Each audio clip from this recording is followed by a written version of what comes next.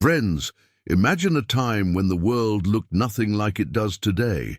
A time when gigantic glaciers stretched across continents, swallowing entire valleys and mountains under their frozen weight.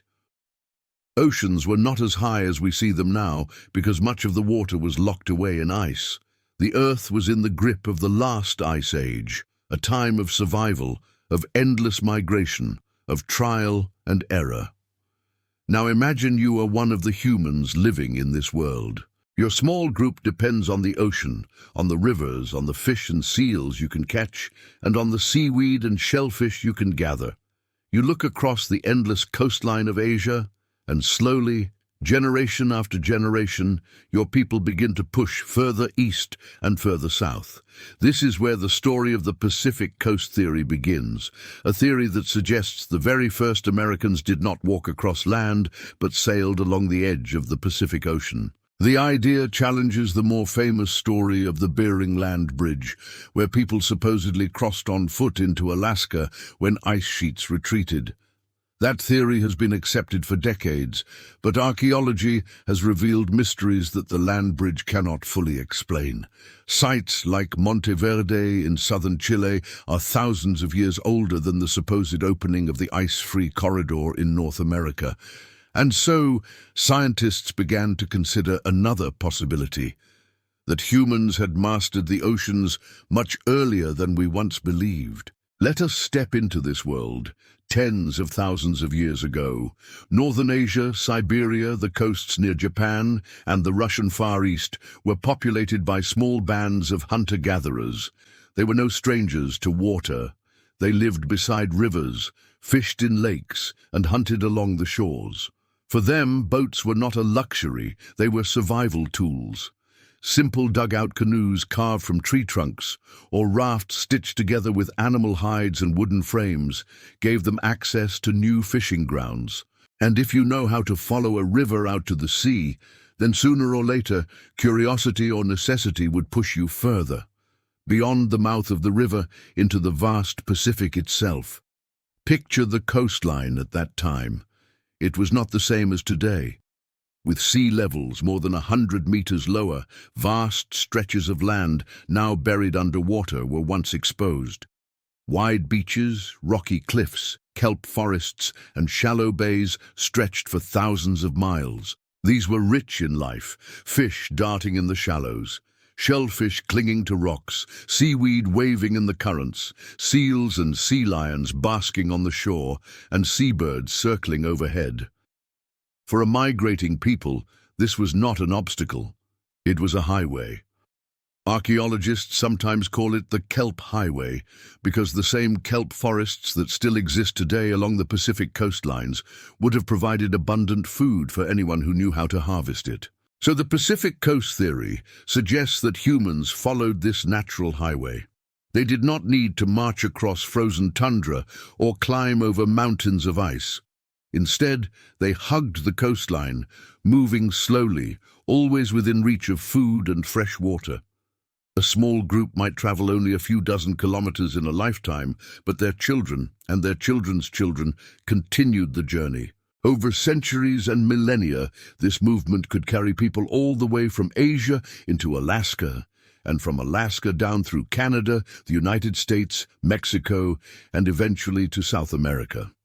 Now imagine a family within this migration. A man skilled in carving wood into paddles, a woman with the knowledge of which shellfish are safe to eat. Children learning to balance in the rocking waves, laughing when the spray of the ocean hits their faces. They camp on beaches, build fires from driftwood, dry fish in the sun, and stitch animal skins into cloaks to shield against the cold. At night, they look at the stars reflected on the water, the same stars their ancestors watched on the other side of the ocean. They may not have known they were part of a great migration, but step by step, paddle by paddle, they were writing the first chapter of human history in the Americas. Scientific evidence gives weight to this story. At Monte Verde in Chile, remains of wooden structures, stone tools, and even remnants of food were discovered, dating back about 14,500 years. Some researchers argue the site could be even older. If people were already in Chile at that time, they must have entered the Americas long before, because it would have taken centuries for migration to reach that far south. The land bridge theory simply doesn't allow enough time. But the Pacific coast theory does. With steady movement along the coast, people could have reached South America much earlier than we once thought possible. Other evidence comes from DNA. Genetic studies of Native American populations show strong connections to groups from Northeast Asia. This supports the idea that the ancestors of Native Americans crossed over from that region. But more interestingly, the diversity in the genetic markers suggests multiple waves of migration, not just a single crossing. Some of these waves may have followed the coast, spreading quickly into different regions. The tools found at many coastal sites also hint at a seafaring culture. Fishhooks, net weights, harpoons, and other instruments show that these early people were not simply land hunters who happened to stumble onto the sea. They were marine specialists, people whose survival depended on reading tides, catching fish, and navigating the waters. If they could do this in Asia, why would they stop when faced with the Pacific coastline stretching into the unknown? Of course, the greatest challenge in proving this theory is that most of the evidence lies hidden. When the Ice Age ended, glaciers melted and sea levels rose, drowning the ancient shorelines under hundreds of feet of water. Any campsites, boats, or villages that once existed along those coasts are now deep beneath the ocean, inaccessible to archaeologists. What remains are only fragments, scattered clues on higher ground, or preserved in caves. Yet even these fragments tell us a story of people who lived in harmony with the sea. Critics of the Pacific coast theory argue that the journey would have been too dangerous. They say that early humans lacked the technology to make such long voyages, but history itself contradicts this doubt. Humans reached Australia over 40,000 years ago, a journey that required open-sea crossings far longer than the coastal trips along the Pacific. If our ancestors could reach islands separated by hundreds of kilometers of ocean, then surely they could travel along coastlines where land was always in sight.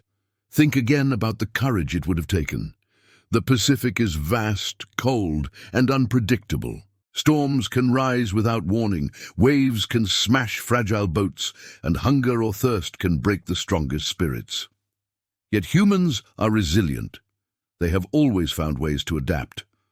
Perhaps they learned to read the behavior of birds to find land, or the shape of clouds that form above islands. Perhaps they timed their journeys with the seasons, moving only when the sea was calm and the fish were plentiful. Generation after generation, these skills became traditions, passed down in stories, in songs, in the very design of their boats. Now let us take another step into imagination. You're standing on a beach somewhere near what is now Alaska. The glacier looms behind you, massive and silent, while the endless ocean stretches out in front. The air is cold, the wind sharp, but the sea is alive with promise. Your tribe has built simple shelters from driftwood and animal hides. Children run along the sand, leaving small footprints that the tide will soon erase.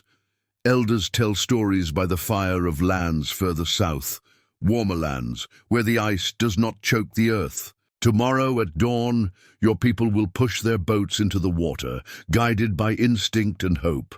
Will you find safety? Will you find new lands to call home? You cannot know, but you row anyway, because survival demands it. The Pacific Coast theory transforms our image of the first Americans.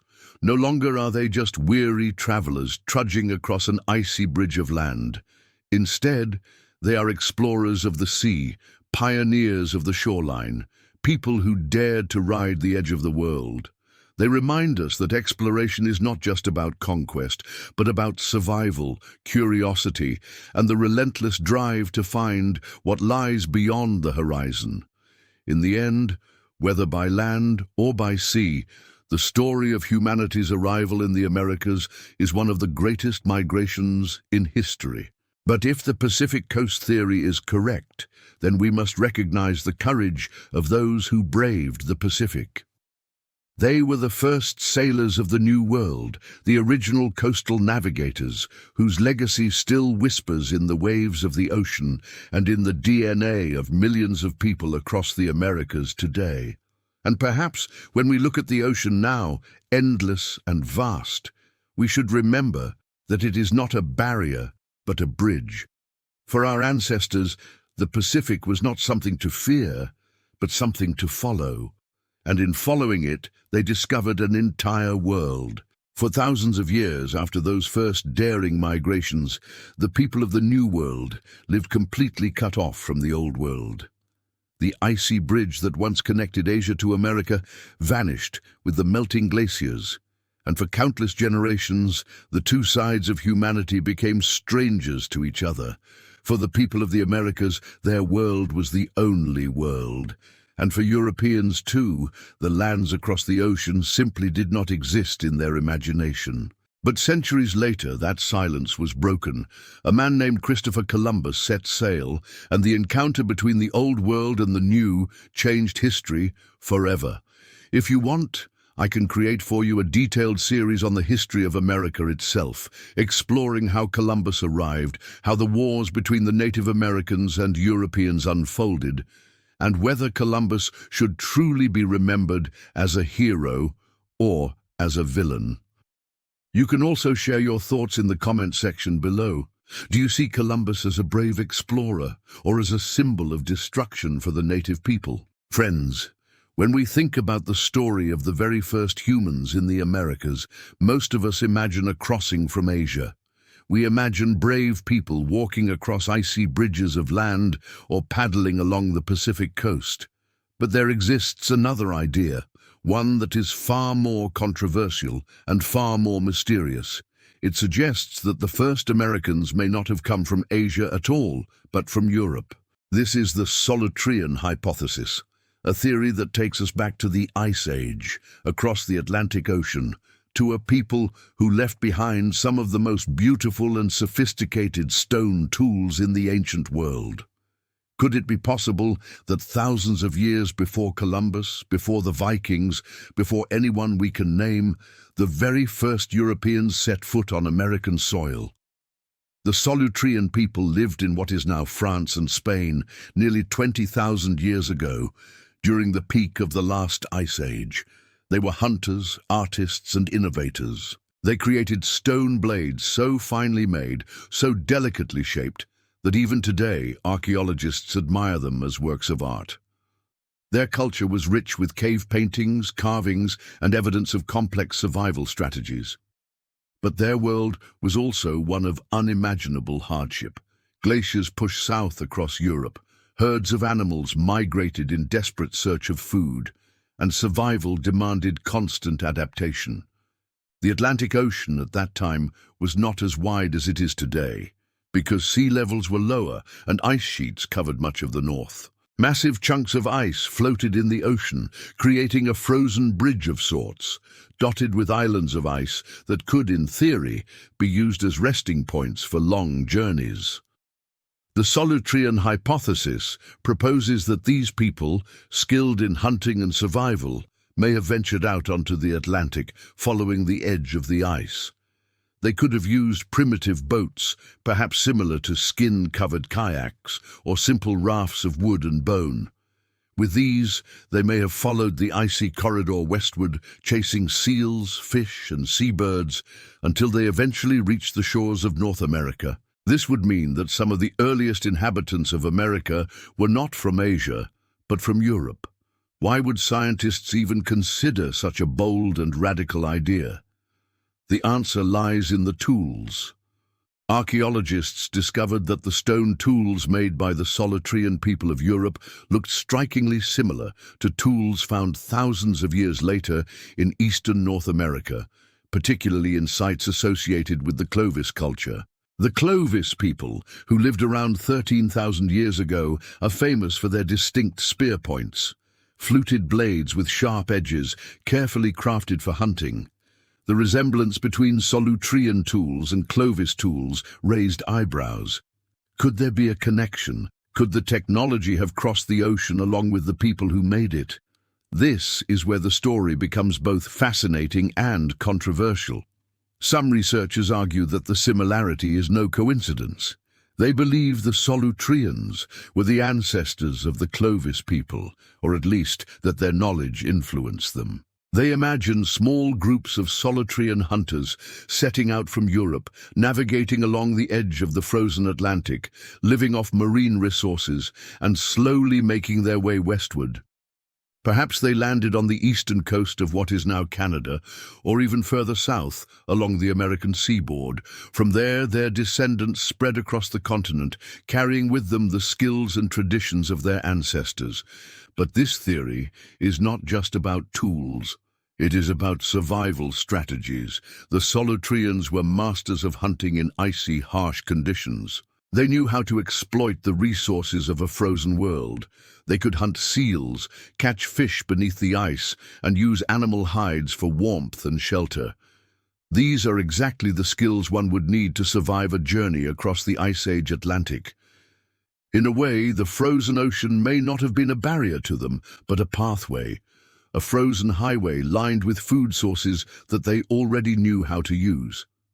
Imagine the journey. Small boats sliding between towering walls of ice, paddlers wrapped in furs, eyes scanning the horizon for seabirds that mark the presence of land. They stop on ice floes to rest, to light small fires with driftwood and bone, to share dried meat. Nights are long and cold, but the stars are familiar, guiding them westward.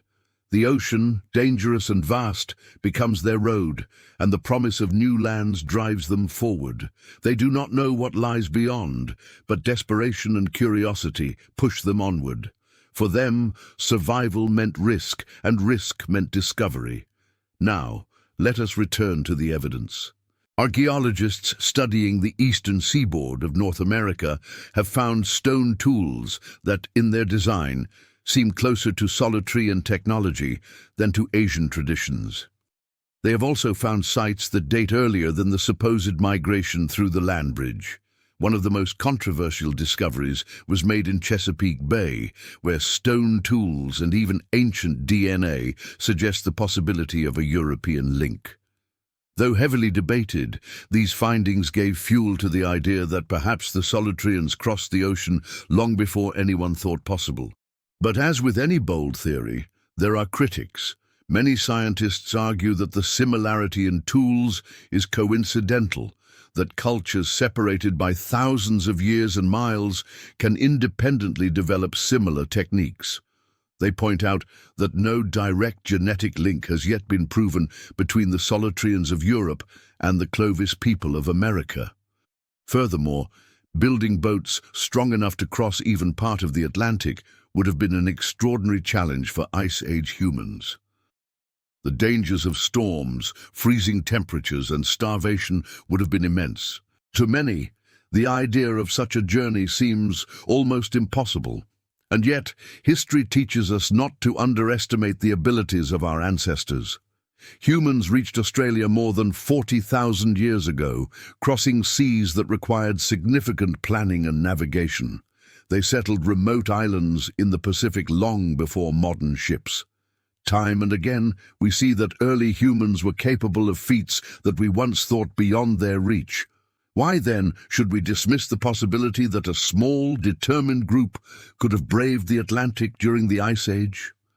Let us imagine again. You are a young hunter of the Solutrean people. Your tribe faces hunger as herds of animals migrate further and further away. Elders speak of lands beyond the endless horizon, lands rich in game and untouched by rivals. You help push a boat into the icy waters, your hands numb, your heart pounding. The sea roars, the wind bites, but you feel the pull of destiny. Days turn into weeks as you drift westward, guided by instinct, by birds, by the faint sense that something awaits. When at last your boat scrapes against a rocky shore and you step onto unfamiliar land, you have no way of knowing that your footprints are among the first of your kind on an entirely new continent. The Solutrean hypothesis is not widely accepted, but it refuses to disappear. It lingers at the edges of science, a tantalizing possibility that forces us to question our assumptions. What if history is not as simple as one migration across a land bridge? What if multiple groups from different parts of the world found their way into the Americas at different times? What if the story of the first Americans is far more complex, involving both Asia and Europe, land and sea, chance and courage?